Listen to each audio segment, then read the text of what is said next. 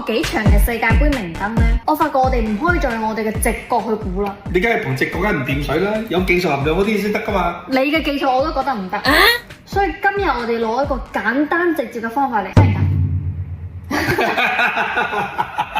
邊個贏咧都係天定嘅。我代表阿根廷啦，你代表奧地利啦。咁唔使猜啦，我一定啦，使咩啫？阿根廷一定贏啊！好，咁我哋都係估阿根廷。法國伊拉克。呢個又係美食啊！唔猜啦，法國。沒有懸念嘅東西俾搞咧。挪威塞內加爾。塞內加爾啊？呢個可以猜下。邊個贏咗邊個就挪威。哦，OK。猜情。爭。好，你挪威，咁我塞內加爾。約旦，阿爾及利亞。我阿爾及利亞。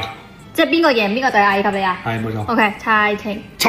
即係我係約旦。你又答啦，我阿爾及利亞。今次咁樣嘅呢個方式，我就唔相信仲會出錯。好